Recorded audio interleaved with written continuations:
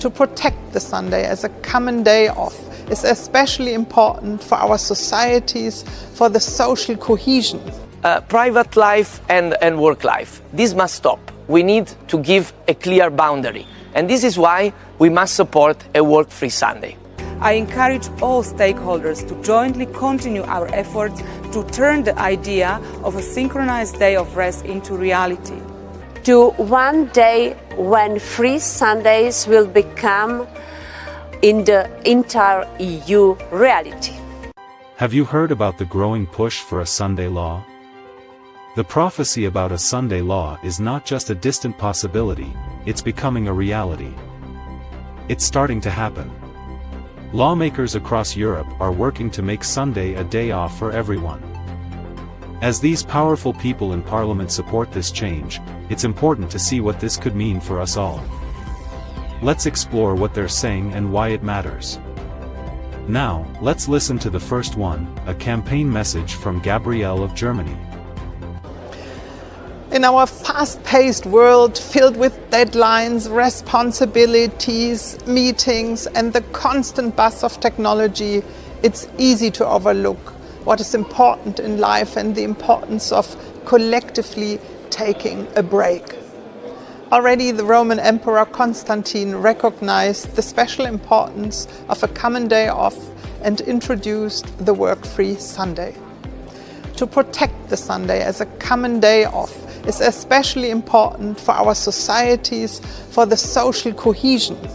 It is particular importance since we do not just need free time. Yes, we need to recharge our batteries and do other tasks.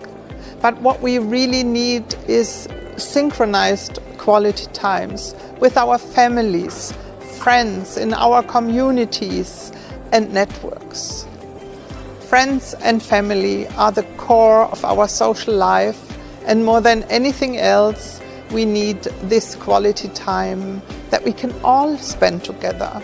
This is why I'm happily supporting the European Sunday Alliance in our fight for this crucial achievement.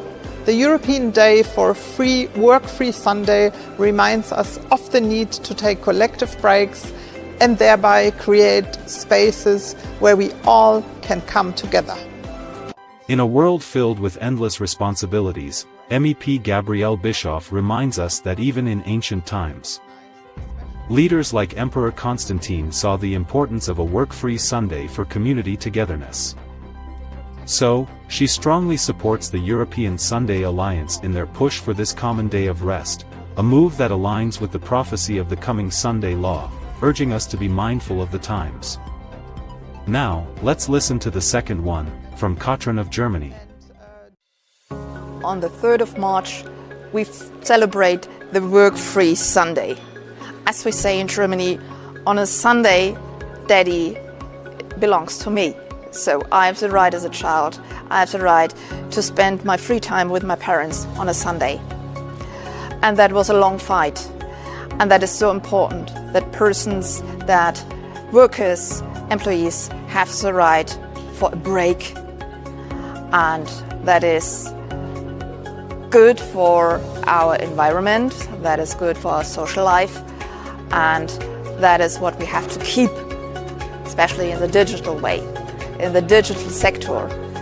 The work-free Sunday on a Sunday, Daddy, Mommy, my family, supposed to me, it must be a free day. MEP Katrin Langen-Siepen celebrates the hard-fought right for families to spend Sundays together. She emphasizes that a work-free Sunday is essential, even in the digital age. Her words echo the growing push for Sunday rest laws, a sign that the prophecy is nearing its fulfillment. Now, let's listen to the next one, from Dennis of Germany. Dear ladies and gentlemen, I'm happy to support the important work of the Free Sunday Alliance. In my eyes, Free Sunday is not only important from the Christian perspective, it's also important from a human being perspective. Here on the European level, we are discussing a lot about how to tackle loneliness, how to deal with the challenges of work-life balance, how to find answers on the question of a right to disconnect. I think these are all issues directly connected to your work as a Free Sunday Alliance. So I'm looking very much forward to our future cooperation in these important issues. Dennis Ratke supports the Free Sunday Alliance, highlighting the importance of a free Sunday from both Christian and societal perspectives. As discussions at the European level focus on work-life balance and the right to disconnect, his stance reflects the increasing momentum toward enacting a Sunday law. Now, let's listen to the next one from Brando of Italy. Work-free Sunday must be guaranteed for everyone. We need a work-life balance that is real, that is concrete, which means that we have the time for our family life, for our private interests, for our passions, for thinking, for living outside of the work time. Sometimes today we see this as a blending situation between private life and work life. This must stop. We need to give a clear boundary. And this is why we must support a work-free Sunday. MEP Brando Benefit stresses the need for a clear boundary between work and personal life, advocating for a guaranteed work-free Sunday for all. His call for a concrete work-life balance underscores the growing effort to enforce Sunday observance, a key element in the unfolding prophecy. Now, let's listen to the next one, from Tomas of Czech Republic. I'm Tomas Dechowski. As we approach the European Day for a work-free Sunday, we need to remind ourselves how important it is to find balance between work and our life. Today, our lives are often full of stress and pressure, and we also often exhausted and full of worries. It is hard to find time to relax and to be disconnected. But our physical and mental health is the most important things we have it. Work-free Sunday is for me fundamental rights. I given us the time to enjoy important things in life, such as family, friends, and ourselves. I fully support the Work-Free Sunday initiative. Thank you very much. Tomas Dechowski sees a work-free Sunday as a fundamental right, essential for our physical and mental well-being. As he supports this initiative, his words resonate with the prophetic warning about enforced Sunday observance, reminding us of the signs of the times. Now, let's listen to the next one, from Michaela of Czech Republic. Dear friends, on 3rd of March we celebrate the European Day for a work-free Sunday. Sunday is a day dedicated to family, but also to a holy mass. It's a treasured time of relaxation and quiet during the full work rush. For us Christians, Sunday is the Lord's Day. For those who are not Christians, it also bears an important feature of a common day of rest. Besides, work-free Sunday has clear benefits to mental health and ensures the right to disconnect for all of us, especially shop assistants. They should have their Sunday too.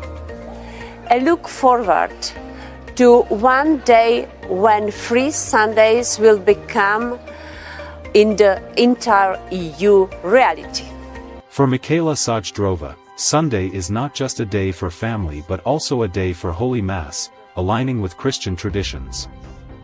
Her advocacy for a work-free Sunday across the EU is a clear indication of the push toward the fulfillment of the prophecy regarding Sunday laws.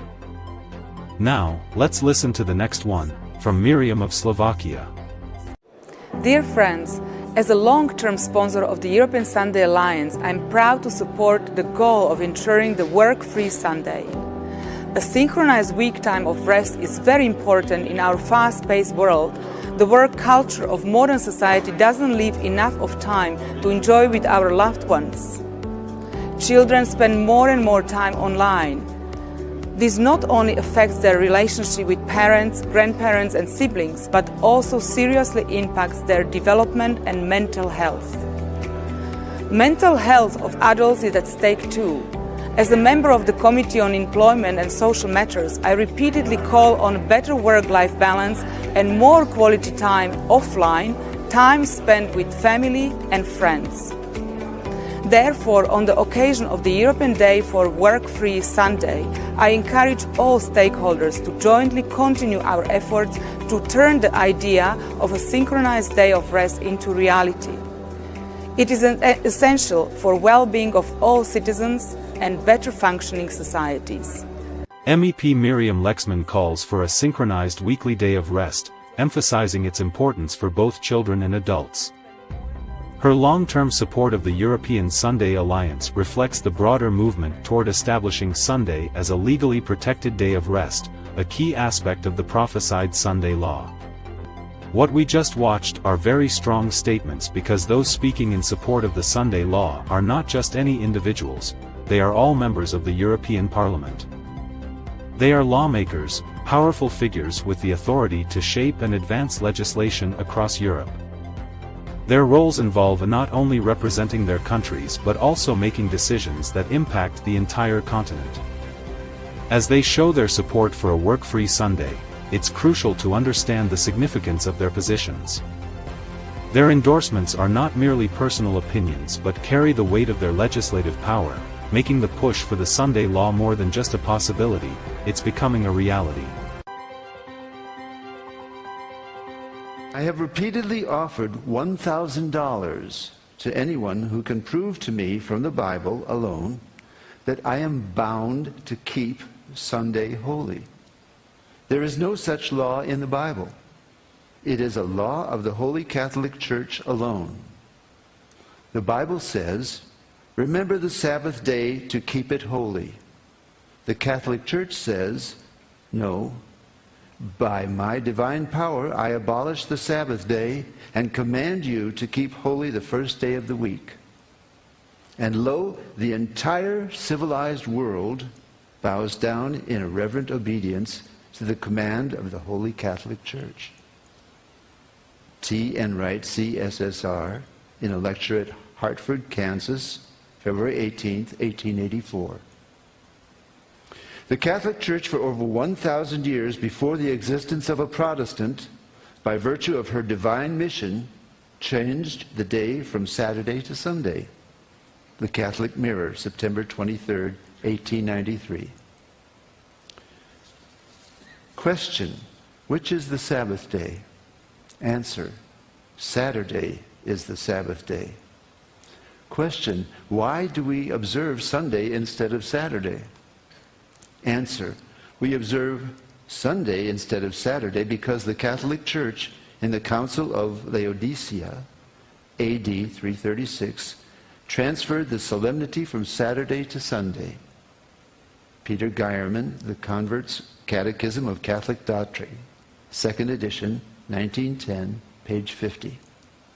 Question: have you any other way of proving that the Church has power to institute festivals of precept? Answer: had she not such power, she could not have done that in which all modern religionists agree with her. She could not have substituted the observance of Sunday, the first day of the week, for the observance of Saturday, the seventh day, a change for which there is no scriptural authority. Stephen Keenan, A Doctrinal Catechism, page 174.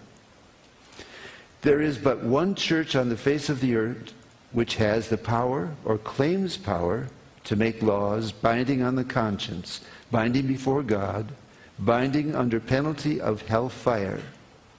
For instance, the institution of Sunday.